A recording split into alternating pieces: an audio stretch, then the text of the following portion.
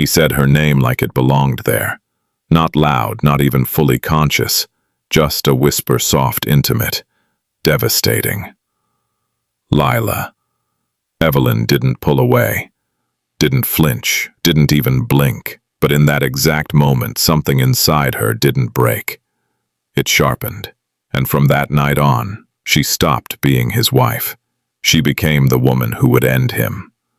The city never really slept, but Evelyn Carter had learned how to. Not deeply, not peacefully, just enough to function. From the 42nd floor of their Manhattan apartment, the skyline stretched endlessly.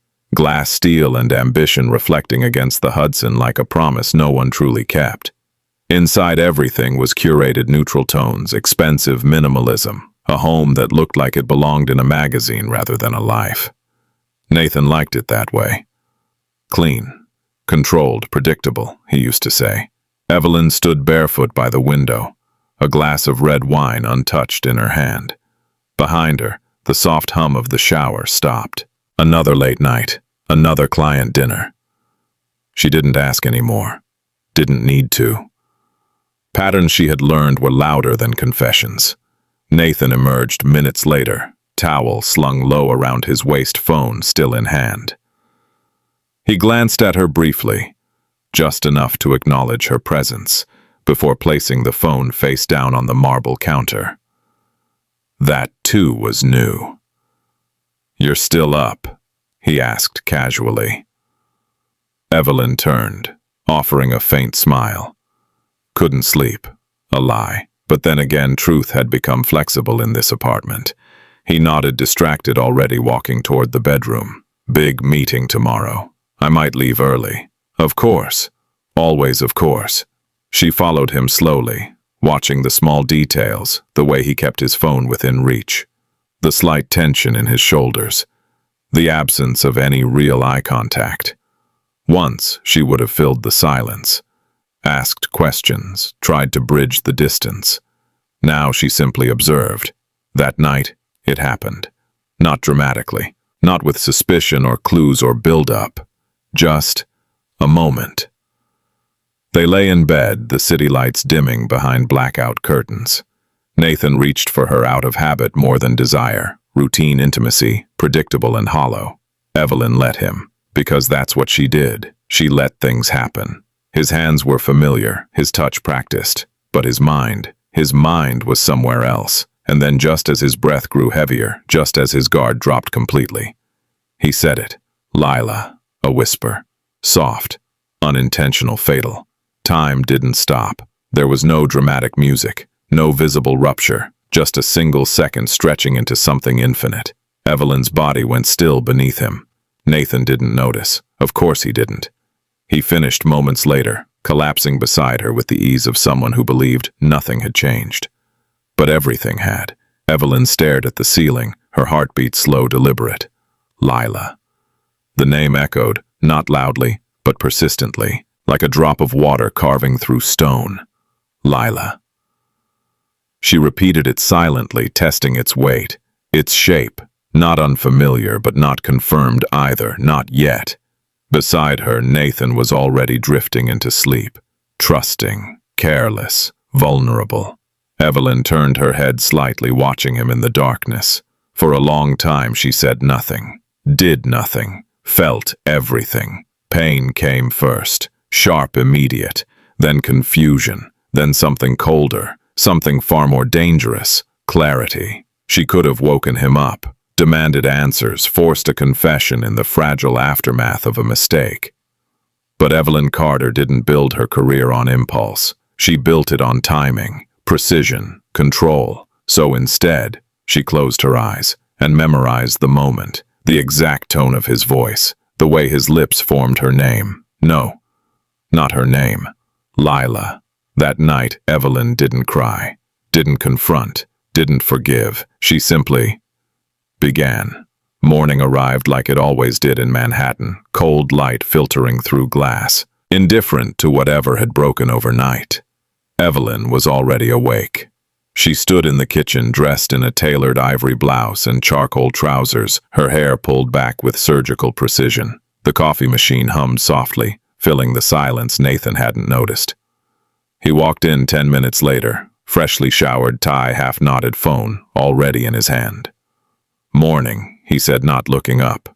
"Morning." Her voice was even, neutral, perfect. No trace of the night before, no trace of Lila. But inside her mind, the name replayed with brutal clarity, his voice, the softness of it, the intimacy. It returned in fragments like a song she couldn't stop hearing. Lila. Nathan poured himself coffee, scrolling through emails. "I might be late tonight. Dinner with a client." "Which one?" The question came smoothly, almost casually. He paused, just for a fraction of a second. "Westbridge, Capital." Evelyn nodded, sipping her coffee. Of course. A lie. She didn't challenge it. Not yet. Because the truth wasn't something you asked for. It was something you built a case for. By the time she reached her office in Midtown, Evelyn had already mapped out the first layer of her plan. Observation, not confrontation, not emotion, data. Her office overlooked Park Avenue, a panoramic view of power and transaction. Inside, everything was sharp edges and quiet authority, glass, desk, muted tones, a single orchid blooming with controlled elegance. Much like her. She sat down, opened her laptop, and pulled up their joint financial accounts. At first glance, nothing seemed unusual. Salaries, investments, routine expenses, clean, predictable. Nathan had always been meticulous, but Evelyn wasn't looking for obvious mistakes. She was looking for patterns that didn't belong, and then she saw it. A series of transfers, small at first, almost forgettable. $3,200, $4,750, $2,980. Irregular, spaced out, always routed through secondary accounts before disappearing. Her fingers stilled over the keyboard. Not panic, not anger, recognition. Nathan wasn't careless, which meant this wasn't accidental. She opened a new document. File name, Lila. The word sat there stark against the white screen.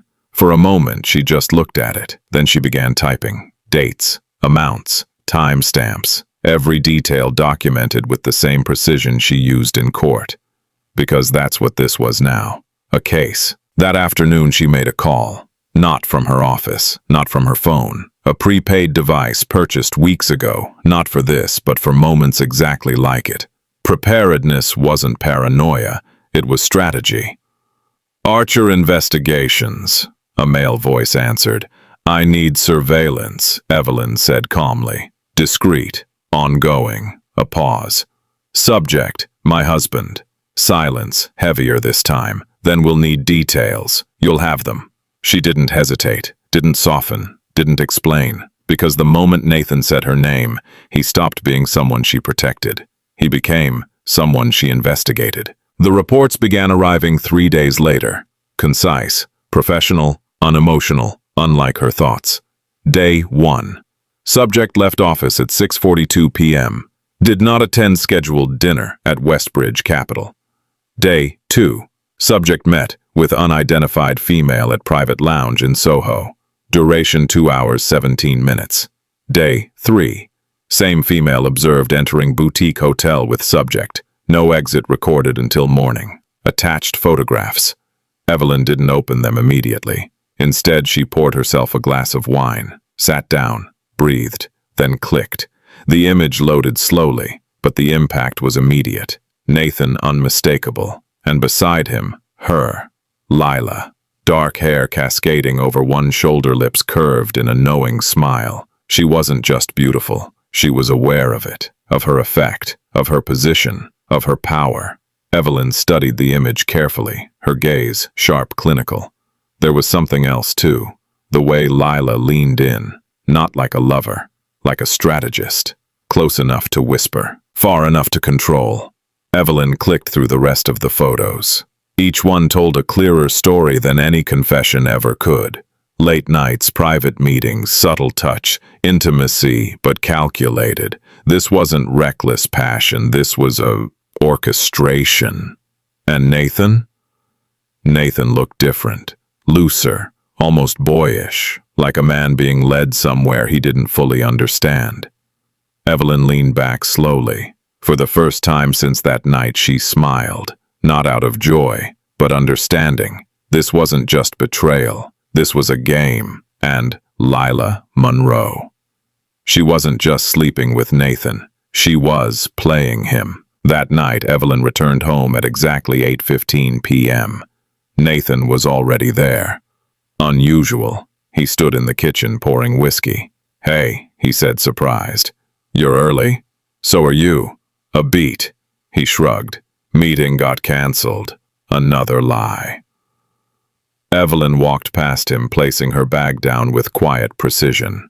How was Westbridge Capital? He didn't miss a beat. Productive. She turned to face him then, really looked at him, measured him. "You should be careful, Nathan." The words were soft, almost thoughtful. He frowned slightly. About what Evelyn tilted her head just enough to suggest concern, mixing business with distractions. A flicker. There. Gone in a second, but she saw it. Fear. Not of being caught, but of being seen. Nathan chuckled, lightly dismissing it. "You've been watching too many legal dramas." "Maybe." She smiled. Calm, polished, untouchable. But inside, the name echoed again. Lila. Now it had a face, a voice she hadn't heard yet but could already imagine, and a role far more dangerous than a mistress. Later that night, Evelyn lay beside Nathan once more. He reached for her again, out of habit, routine, control. This time she let him, not because she wanted him, but because she needed to see. If he would say it again, if the ghost between them had a voice. His breath slowed, his body relaxed, and just before sleep took him. A whisper, so faint it almost didn't exist. "Lila." Evelyn closed her eyes, not in pain, not in denial, but in confirmation. The evidence was no longer just financial. It was psychological, repetitive, embedded, dangerous. She turned her head slightly, staring into the darkness. Two lives, two roles, the betrayed wife, and the woman building a case that would destroy them both. Her silence remained intact, but it was no longer empty. It was loaded, measured, waiting. Somewhere across the city, Lila Monroe smiled at a message on her phone. "Nathan. Almost done. Just a little longer." She typed back slowly. "Good. Don't disappoint me." And Evelyn was already 3 steps ahead. She just hadn't shown her hand yet. The first time Evelyn heard Lila's voice, it wasn't in person. It came through a recording. Low, smooth, controlled. "You're thinking too small, Nathan." The audio crackled slightly, pulled from a bug placed inside Nathan's car, installed 2 days prior, under the quiet efficiency of Archer Investigations. Evelyn sat alone in her office, the city dimming into twilight behind her as the voice slid through the speakers like silk over a blade. "You're sitting on liquidity you're not even leveraging." Lila continued. "Do you have any idea what we could do with that?" A pause. Nathan's voice followed, hesitant, softer than usual. I don't want Evelyn to." A quiet laugh cut him off. Not loud, not mocking, worse, knowing. "Evelyn doesn't see you," Lila said gently. "She sees numbers, structures, outcomes, not you." Evelyn's hand froze over the keyboard. That line, delivered with such precision, felt surgical, not because it was true, but because it was designed to feel true. The recording continued. "You deserve something that's yours," Lila added. "Not something you have to ask permission for." Silence.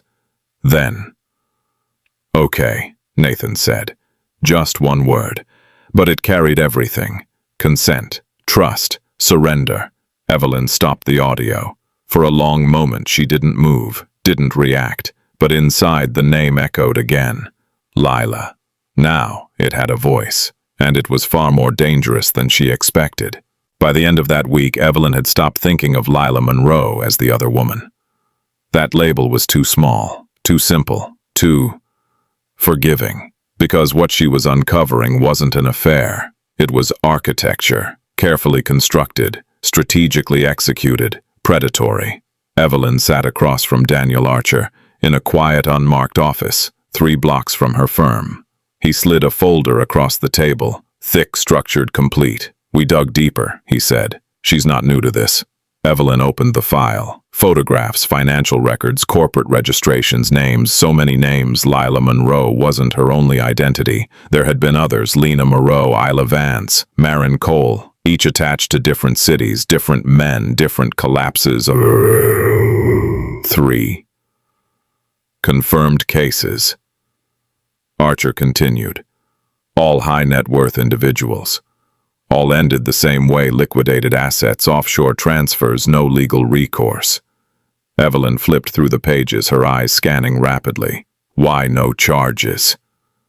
Archer leaned back. Because she never technically commits fraud. She convinces them to do it.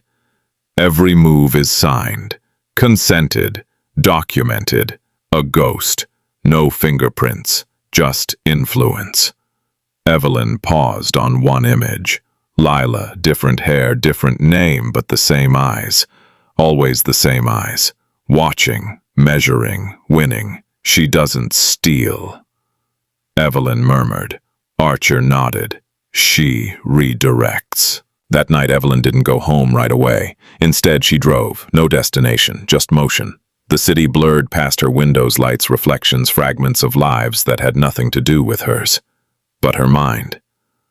Her mind was sharp, focused, reconstructing everything. Nathan's late nights, the financial shifts, the hesitation in his voice, the way he had said Lila. Not like a mistake, like a reflex, like conditioning. Evelyn exhaled slowly. This wasn't just betrayal. Nathan wasn't just unfaithful. He was being handled. And worse, he didn't even know it. When she finally returned home, the apartment was quiet. Too quiet. Nathan wasn't there. Evelyn checked the time. 11:47 p.m. She walked into the bedroom, setting her bag down with deliberate calm.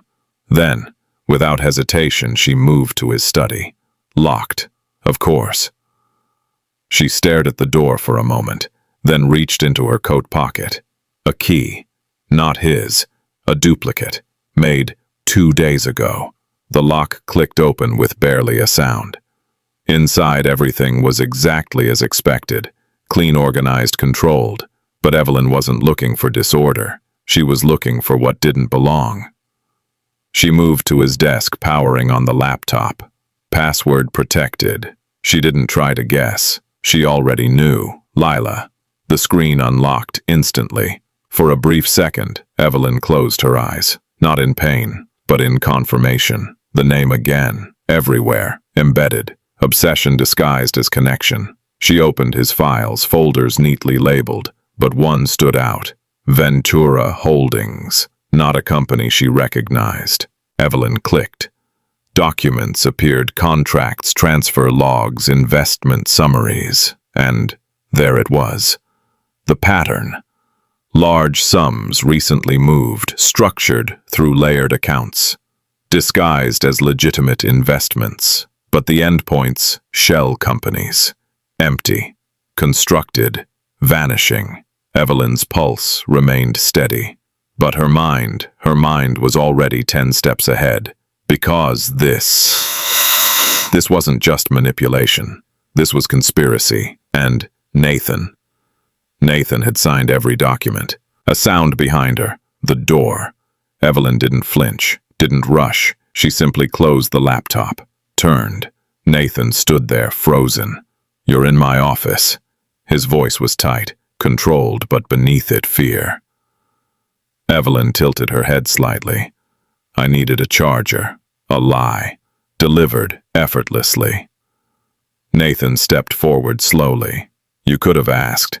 I didn't think it would matter." Their eyes met. A long, quiet standoff.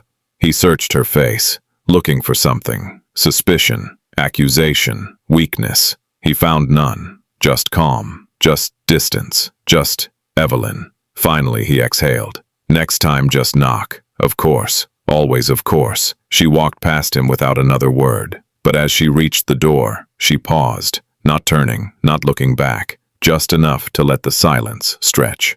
"Ventura Holdings," she said softly. "Sounds ambitious." Nathan's breath caught. Barely, but enough. Evelyn smiled faintly. And left. Later that night she stood alone in the living room, city lights reflecting in the glass. In her hand a printed document, one of many. Proof, structure, leverage. Behind her, Nathan moved quietly through the apartment. Careful now, more aware, more cautious, but it didn't matter. Because the truth had already surfaced. Lila Monroe wasn't just a distraction. She was the storm. And Nathan had walked straight into it. Willingly, blindly, irreversibly. Evelyn looked down at the document once more, then whispered the name, not in pain, not in anger, but in recognition. Lila. This time, it didn't echo. It anchored. Somewhere across the city, Lila Monroe sat in a penthouse suite, a glass of champagne in hand, her reflection staring back at her like a promise already fulfilled. "You're close," she murmured to herself. Her phone buzzed. "Nathan." She smiled. Predators always knew when the hunt was ending. What she didn't know was that she wasn't the only one hunting. And Evelyn Carter. She had just found the first crack in a game she was about to destroy from the inside out. The first crack didn't come from evidence. It came from doubt. Not Evelyn's. Nathan's. "You've been distant." Nathan stood near the kitchen island. Sleeves rolled, voice carefully measured. It was a Sunday morning quiet, controlled, the kind of domestic stillness that used to feel safe. Now, it felt staged. Evelyn didn't look up from her tablet. "Have I?" He hesitated. "Just a fraction too long, you tell me."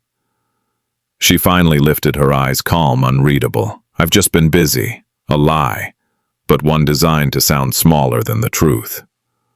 Nathan studied her face, searching. "You went into my office the other night." There it was. Not an accusation, a probe. Evelyn tilted her head slightly. "You said I could ask next time. That's not what I meant." Silence stretched between them. Thin, fragile. Then, "You think something's going on," Nathan said. Not a question, a setup. Evelyn set her tablet down slowly, folding her hands together. "Should I?" Nathan exhaled a soft, almost amused sound, and then he smiled. That smile, the one that used to reassure her. Now, it calculated. "You're a lawyer, Evelyn," he said gently. "You build narratives for a living." The words were smooth, polished, dangerous. "I'm not your client," he continued. "You don't need to construct a case against me." Evelyn didn't respond immediately. Instead, she watched him, measured the cadence of his voice, the positioning of his body, the subtle shift in tone. He wasn't defensive. He was redirecting. "You're working too much," Nathan added. "You're tired, and now you're looking for something to justify that distance. Gaslighting, not crude, not obvious, refined, designed to sound like concern." Evelyn leaned back slightly, her expression softening just enough. "You really believe that I know you?" Nathan said, stepping closer. "You don't do uncertainty. You fill in gaps." Another step. "You're creating one now." Evelyn held his gaze. For a moment, just a moment, she let the silence linger long enough to feel real. Then she nodded, slowly. "Maybe you're right." Nathan blinked. Just once. He hadn't expected that. The shift was subtle, but it changed everything, because from that moment on, Evelyn stopped pushing, stopped questioning, stopped looking like she was searching for the truth. And that was exactly what Nathan needed to believe. But across the city, Lila Monroe was already adjusting the board. She knows something.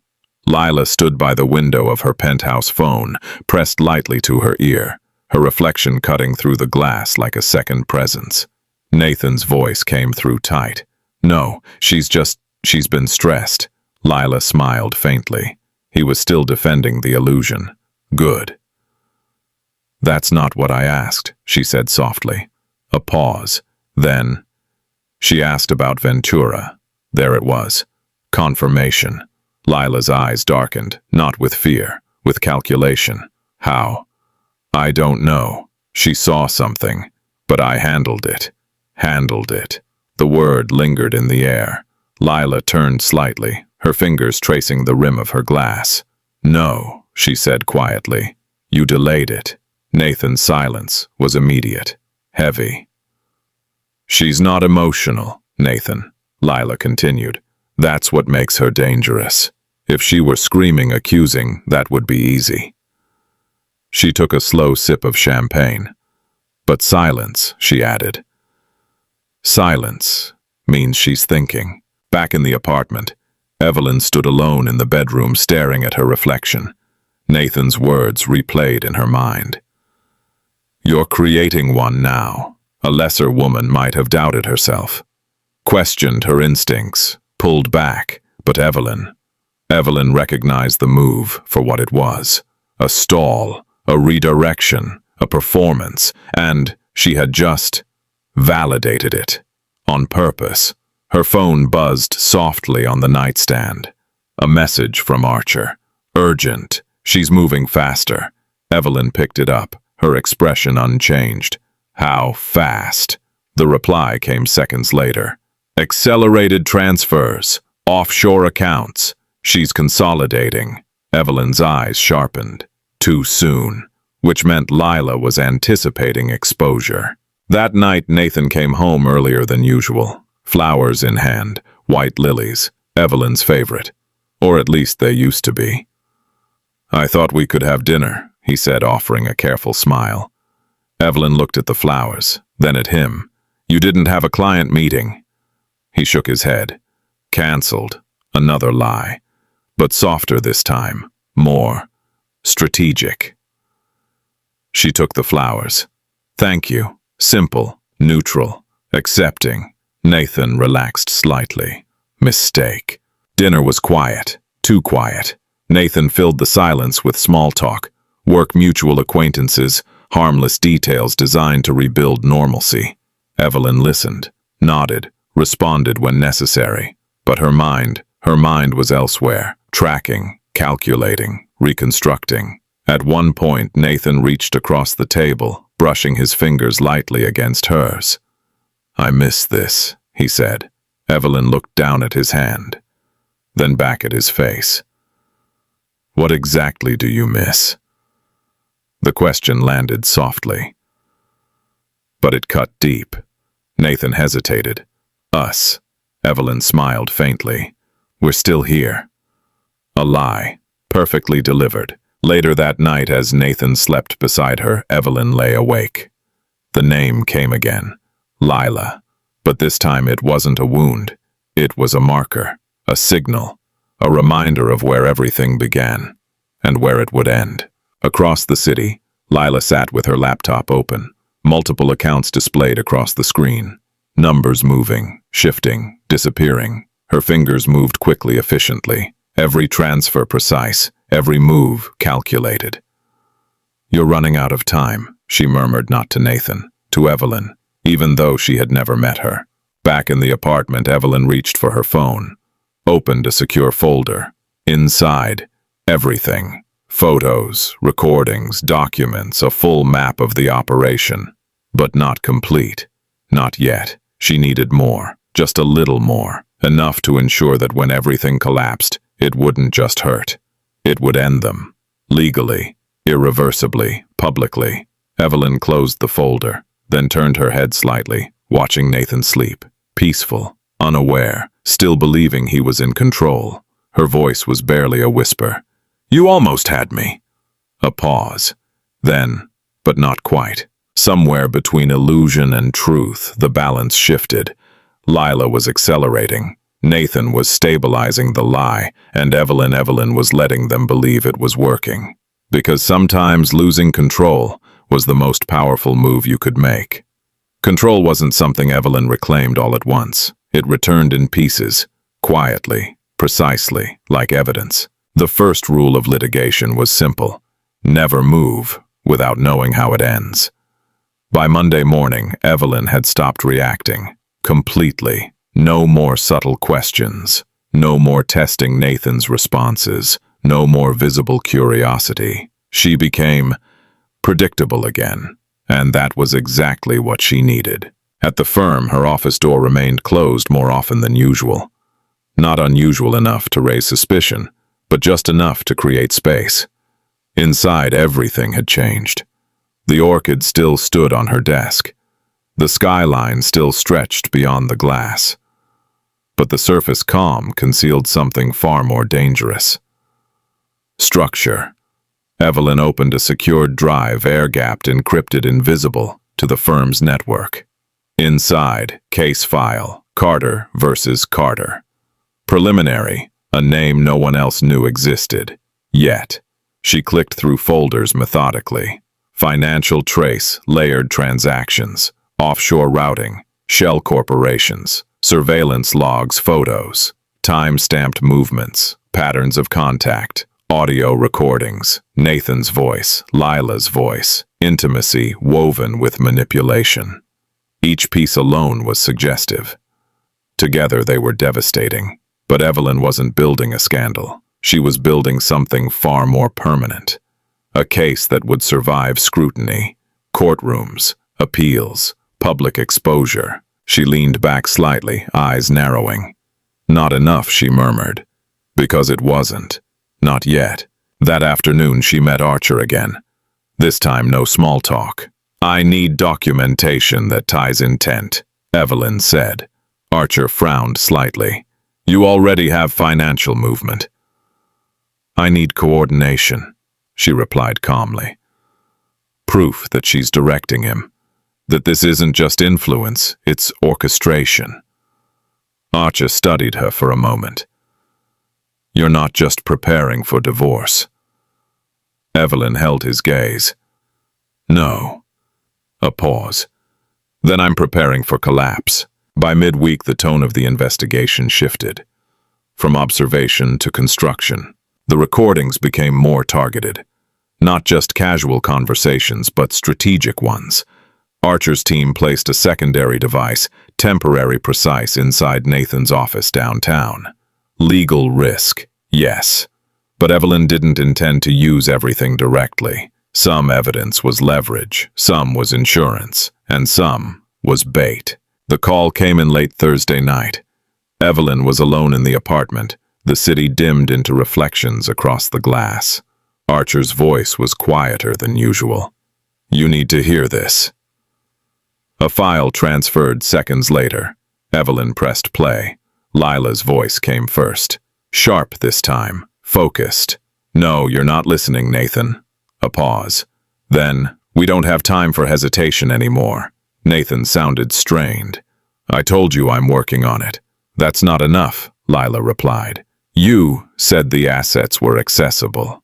"They are, but what?" She cut in, her tone tightening. "Your wife?" Silence. Heavy, exposing. "She's asking questions," Nathan admitted. Evelyn didn't move, didn't breathe. "She always asks questions," Lila said dismissively. "That's what people like her do. It doesn't mean anything. People like her." Evelyn's fingers curled slightly against the desk. Not in anger, in recognition. "She's not like the others," Nathan said quietly. Lila laughed. Soft, dangerous. "They're all not like the others until they are." A pause, then the shift. "The real one. You need to finalize the transfer," Lila said. "All of it. Consolidate through Ventura. Once it's offshore, it's done." Nathan hesitated. "I just need a little more time." "No," Lila said firmly. "What you need is to stop thinking like a husband." Silence. Then, think like someone who wants to win. The recording ended, and for the first time Evelyn smiled without restraint. Not wide, not emotional, but certain, because there it was. Intent, direction, coordination, not just betrayal, conspiracy. The next move wasn't emotional. It was surgical. Evelyn drafted documents that same night. Not for court. Not yet, but for positioning. Legal triggers, preemptive filings, quiet restraints that wouldn't activate. Until the exact moment she needed them to. Every clause designed to do one thing, turn Nathan's next move into his final mistake. By Friday, she made her most important decision. She stopped interfering. Completely. No more subtle warnings. No more indirect pressure. She gave them space. Room to move. Room to believe they were winning. That night, Nathan came home later than usual. Relieved. Lighter. Evelyn noticed immediately. "How was your day?" she asked casually. He loosened his tie, exhaling. "Good. Productive." She nodded. "That's good. No tension, no suspicion, just acceptance." Nathan studied her for a moment. "You seem better." Evelyn smiled faintly. "I am." Another lie. But this one he needed to believe. Later, as they sat in the living room, Nathan checked his phone repeatedly. Waiting. Anticipating. Evelyn watched him from across the room, her expression unreadable. "You should take it," she said softly. He looked up. "What?" "The call you're waiting for." A flicker of surprise. Then, a quick recovery. "Work. Of course. Always of course." He stood stepping into the other room, voice low. Private, but not private enough. Not anymore. Evelyn didn't follow. Didn't need to. Because she already knew what was happening. The transfer. The final movement. The moment they believed everything was secured. Her phone buzzed once. A secure notification. Movement confirmed. Evelyn closed her eyes briefly. Not in relief. In alignment. Because this was the moment she had been building toward. Every document, every recording, every silence, leading here. Nathan returned minutes later. "Calm, composed, victorious. You should get some rest," he said. "You've been working too hard." Evelyn looked at him. Really looked. At the man who thought he had just secured his future. At the man who had no idea he had just sealed his own destruction. "I will," she said softly. That night as he slept beside her, he didn't say the name. Not once. No Lila, no whisper, no slip. Because for the first time his mind was at peace. Certain. Finished. But Evelyn stayed awake. Watching the ceiling. Listening to the silence. And, somewhere deep inside, the name still echoed. Not as pain. Not as memory. But as a marker, a beginning, and very soon, an ending. Because every move Nathan had made, every signature, every transfer, every choice had just become part of a system he no longer controlled. A system Evelyn built, quietly, patiently, perfectly. And when it activated, there would be no escape.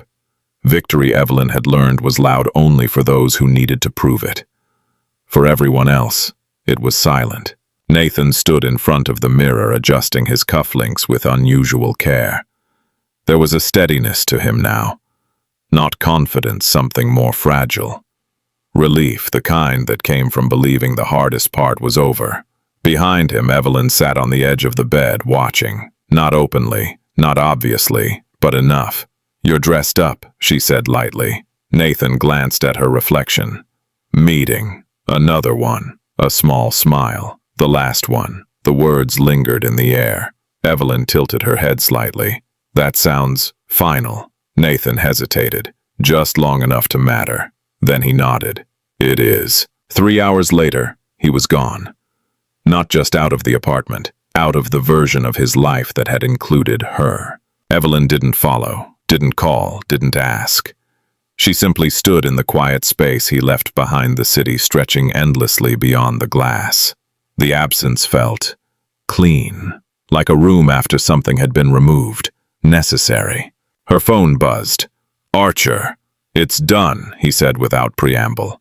"Full transfer. Every major account routed through Ventura. Offshore endpoint confirmed." Evelyn closed her eyes briefly. Timeline hours, maybe less before it disperses. A pause. Then, "She's moving fast." Evelyn's lips curved slightly. Of course she is, because Lila Monroe didn't linger. She extracted. Across the city in a penthouse that didn't officially exist under her name, Lila stood barefoot on polished marble, a glass of champagne in hand. Her laptop glowed in the dim light. Numbers moved, shifted, expanded, everything she had built months of careful positioning now converging into a single moment. Completion. Nathan stood behind her, watching the screen. "Is that it?" he asked. Lila didn't look at him. "Almost." He stepped closer. "You said once the transfer cleared. It is clearing," she cut in smoothly. A beat. Then she turned, her smile soft, reassuring. "You did exactly what I needed you to do. Needed. Not we. Not us." But Nathan didn't notice. He was too focused on what he thought they had just accomplished. "I left her," he said quietly. Lila studied him. "Did you?" The question wasn't accusatory. It was curious. Nathan frowned slightly. "I told you I would." And yet Lila said, stepping closer, her voice lowering, "You're still thinking about her." He opened his mouth, closed it, because she was right, and she always knew when she was right. Lila reached up, brushing her fingers lightly along his jaw. "You don't need to think about her anymore," she whispered. "Not after this." Back in the apartment, Evelyn stood in Nathan's office. The door open, unlocked, irrelevant now. His laptop sat on the desk, abandoned in his rush to leave. She powered it on. No password this time. No need. Everything important had already been moved, or so he believed. Evelyn opened the Ventura files, watched the transfers in real time. Large sums, clean exits, precise execution. She leaned slightly closer to the screen, not searching, confirming. Every number, every timestamp, every endpoint, exactly as expected, exactly as designed. Her reflection stared back at her from the dark edges of the screen. Calm, still, unshaken. From the outside it looked like loss. Her husband gone, their assets vanishing, her control slipping. If anyone had seen her now, they would have mistaken her silence for defeat. Her phone buzzed again. Another secure message. Media leak starting. Financial irregularities flagged. Evelyn's gaze didn't shift. "Too early," she murmured. "Not a mistake.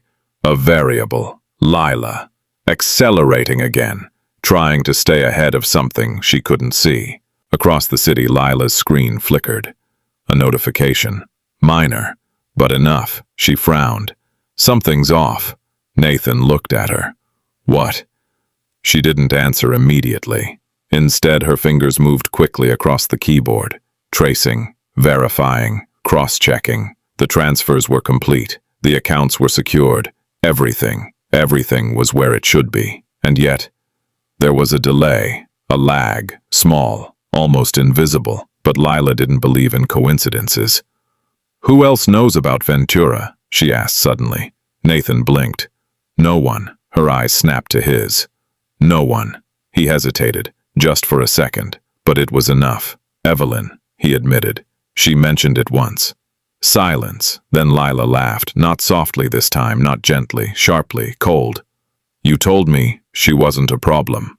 "She's not," Nathan said quickly. "She doesn't have access. She doesn't need access." Lila cut in. Her voice dropped. "Dangerous now. She needs time." Back in the apartment, Evelyn stepped away from the desk. Slowly, deliberately, like someone leaving a scene already finished. She walked into the living room, the city lights stretching endlessly beyond the glass. For a moment she said nothing, did nothing, just stood there, alone, abandoned, defeated on the surface. Her mind, however, was anything but, because everything happening now. The transfers, the urgency, the illusion of control wasn't chaos. It was alignment. Every move Nathan had made, every instruction Lila had given, every decision accelerated by fear had led them exactly where Evelyn needed them to be. She reached for her phone, opened a document. The final one, prepared days ago. never sent. Until now. Her finger hovered over the screen. Just for a moment, not hesitation, timing, precision. Then she pressed send. Across the city, Lila's laptop froze. Not completely, just enough. A delay, a restriction, a system response she hadn't triggered. Her eyes narrowed. "What did you do?" she asked sharply. Nathan stepped back. "Nothing. Stop saying that," she snapped. Her fingers moved faster now, breaking through layers, tracing origins, finding the source. And then she saw it. A clause, buried deep, activated silently, not recent, not reactive, pre-existing. Her breath stilled. Nathan stared at her. "What is it?" Lila didn't answer, because for the first time, she wasn't certain. Back in the apartment, Evelyn watched the city without expression. Behind her, the silence stretched, unbroken, unshaken, but no longer empty. Somewhere, something had just shifted. Not visibly, not dramatically, but fundamentally. Nathan believed he had won. Lila believed she was seconds away from securing everything, and Evelyn allowed both of them to believe it, because the most effective trap was the one that closed only after its prey stopped struggling. She whispered the name again, not as pain, not as memory, but as conclusion. Lila, and this time it sounded less like a ghost, and more like a countdown. The announcement came exactly the way Nathan had imagined it would. Clean, decisive, controlled. "I'm leaving." He stood in the center of the living room, suitcase by his side, posture straight like a man delivering a verdict rather than confessing a failure. Evelyn sat on the couch, one leg crossed over the other, a glass of water resting untouched in her hand. She didn't look surprised, didn't look devastated. She just looked at him. "How long have you been planning this?" she asked. Direct, no hesitation. Nathan exhaled slowly. "Long enough." A lie, but one he needed to believe. Evelyn nodded once, absorbing it without visible reaction. "And the assets?" she asked calmly. "You've already moved them." Nathan's jaw tightened just slightly. Yes, there it was. Admission, voluntary, unforced. Evelyn placed the glass down gently. "Everything." A pause. "Then everything that matters." He meant it as power, as finality, as proof that he had already won. For a moment, silence settled between them. Not tense, not explosive, just still. Then Evelyn stood, slowly, gracefully, like someone preparing to leave, not someone being left. "You should sit down, Nathan." He frowned. "I'm not here to—" "You should." She repeated, her voice soft but immovable. Something in her tone, not forceful, but absolute, made him hesitate. Then reluctantly, he sat. Evelyn walked to the table and picked up a thin folder. Unmarked. Ordinary. She returned, placing it in front of him. "What is this?" he asked. "Open it." He did. At first his expression didn't change. Just pages, legal language, dense, structured. Then it shifted. Subtly. His eyes slowed, focused, went back. Reread. "What is this?" he repeated, quieter now. Evelyn met his gaze. "Preliminary filings." "For what?" She didn't blink. "For everything you just admitted to." The air in the room changed. Not dramatically, but enough. Nathan straightened slightly. "You can't. There's nothing illegal about moving my own assets." "Of course not," Evelyn said smoothly. "If they were yours alone." A beat. "They're marital assets, Nathan." He scoffed too quickly. "That's not how it works." Evelyn tilted her head. "It is when they're tied to joint accounts, shared investments, and corporate structures that include my legal oversight." His silence returned. He flipped through the pages again, faster this time, searching, looking for the flaw, the opening. "You're bluffing," he said finally. Evelyn smiled. Not kindly, not cruelly, just knowingly. "If I were bluffing," she said, "you wouldn't be reading that." Nathan stood abruptly, pacing now. This doesn't stop anything, he snapped. The transfers are done. Some of them, Evelyn corrected. He turned. What does that mean? She folded her hands in front of her. Certain accounts have been flagged, temporarily restricted pending review. His expression darkened. How many? Evelyn didn't answer immediately, just long enough to make the silence work for her. Enough. The word landed heavier than any number. Nathan's mind raced, calculating, reconstructing, reassessing. What about Ventura? He asked suddenly. Evelyn's gaze didn't shift. What about it? Those funds aren't here, he said. They're offshore. You don't have jurisdiction. Evelyn took a step closer. No, she agreed calmly. Not directly. A pause. Then, but jurisdiction has a way of expanding when intent becomes visible. Nathan stared at her. For the first time, really stared, as if trying to understand when exactly he had lost control. You've been planning this, he said slowly. Evelyn didn't deny it, didn't confirm it. She simply held his gaze, and in that silence, the answer became obvious. You knew, he said. Not a question, a realization. Evelyn's voice was quiet. I knew enough. His breath caught. How long? Another pause. Measured, deliberate, since the night you said her name. The room went still, completely. Nathan's face drained not of color, but of certainty. Because now, everything realigned. Every conversation, every look, every moment she hadn't reacted. It wasn't ignorance. It wasn't denial. It was strategy. You said nothing, he whispered. Evelyn's lips curved faintly. I didn't need to. Nathan ran a hand through his hair, pacing again, but faster now. Less controlled. This doesn't change anything, he insisted. You froze a few accounts. That's it. The majority is still secured. Evelyn didn't interrupt, didn't correct him, because that was the illusion she needed him to keep. You still think you're ahead, she said softly. I am, he shot back. You're reacting. I've already moved. Evelyn nodded. Then go. The words stopped him. What? She gestured toward the suitcase. Go, Nathan. Her voice didn't rise, didn't break. If you've already won, there's nothing left to stay for. For a moment, neither of them moved. Then Nathan reached for the suitcase.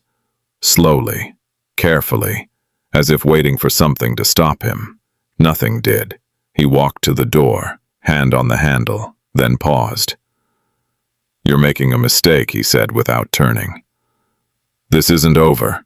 Evelyn's answer was immediate. No, a beat. It's just beginning.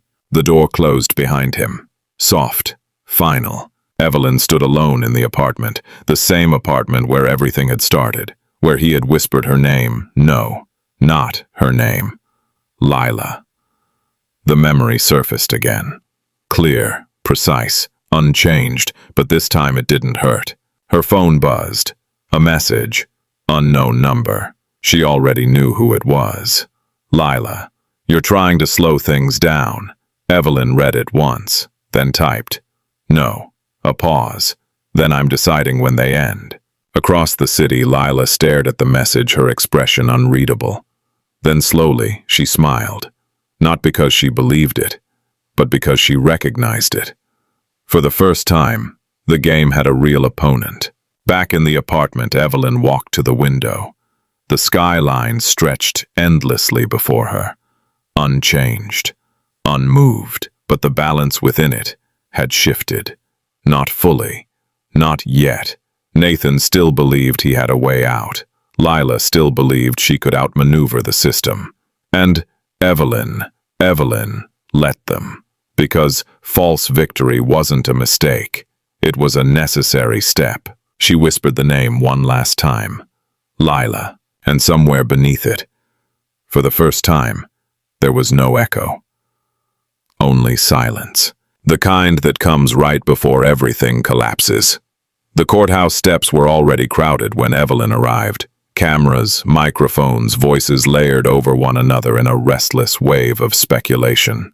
"Ms. Carter, are the allegations true? Did your husband knowingly commit fraud? Is Lila Monroe even her real name?" Evelyn didn't answer. She moved through them with quiet precision, her expression composed, her posture unshaken. A dark, tailored coat framed her like armor, elegant, restrained, impenetrable.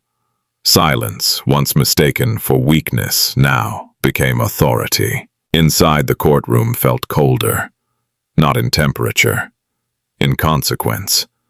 Nathan sat at the defense table, his hands clasped too tightly, his jaw set in something that tried to resemble control but no longer succeeded.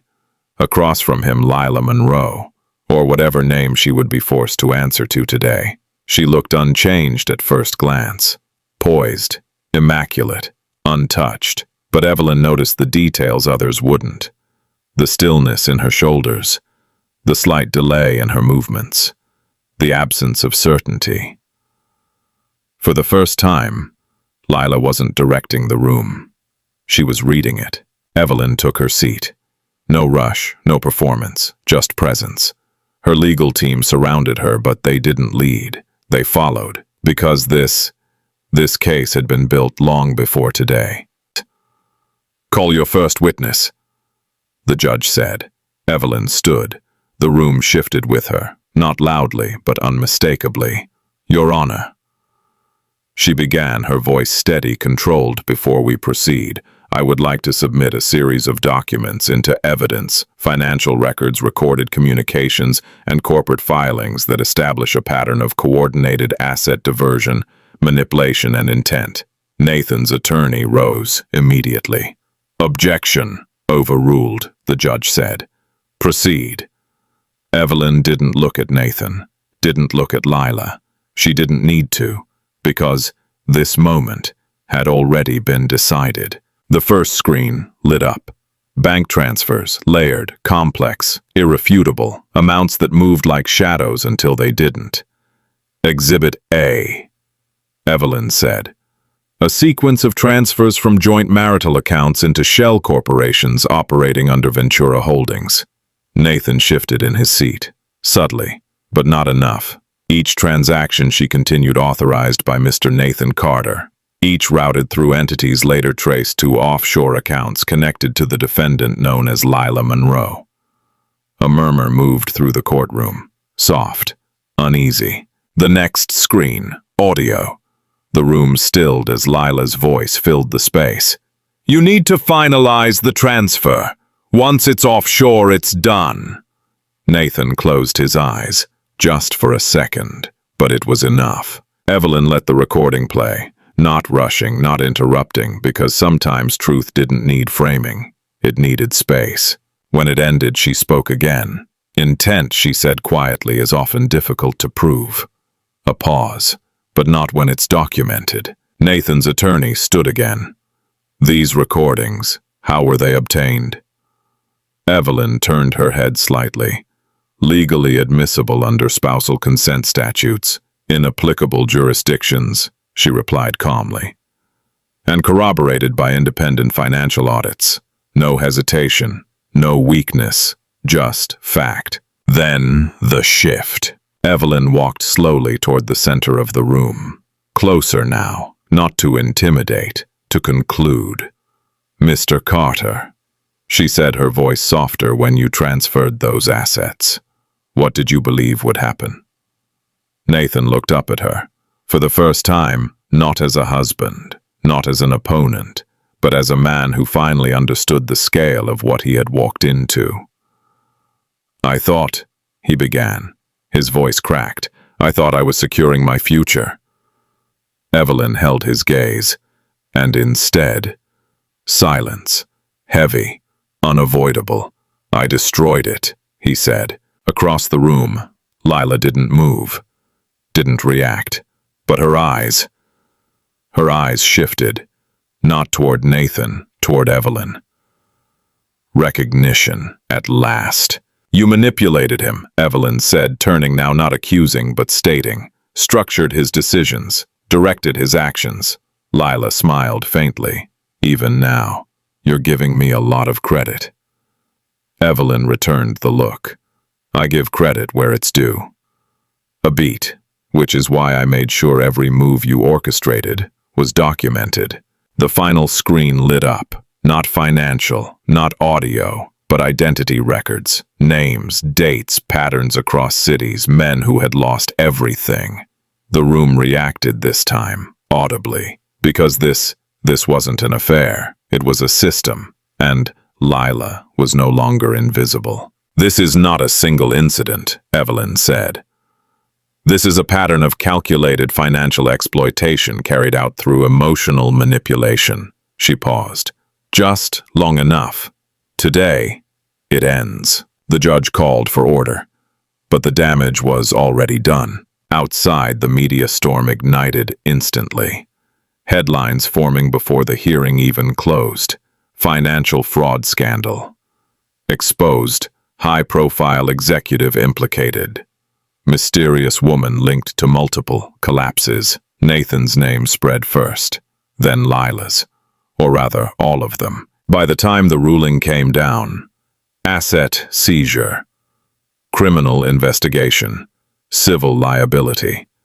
There was nothing left to negotiate, nothing left to protect, nothing left to win. Nathan stood in the hallway afterward alone, completely alone.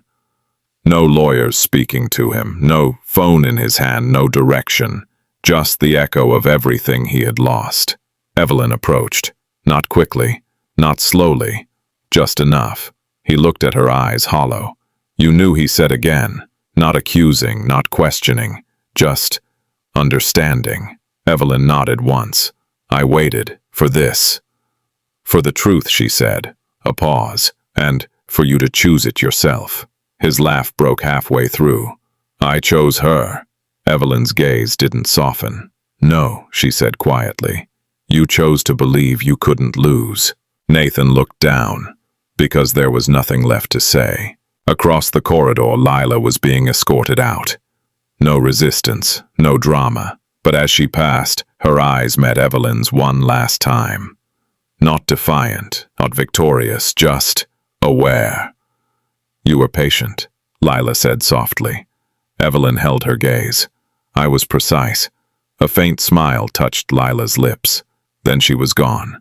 Hours later, the city returned to its rhythm, as it always did, indifferent to who fell. Evelyn stood once more in the apartment. The same window, the same skyline, the same silence. But nothing. Nothing was the same. She walked slowly into the bedroom, paused, looked at the space where everything had begun. That night, that whisper, that name.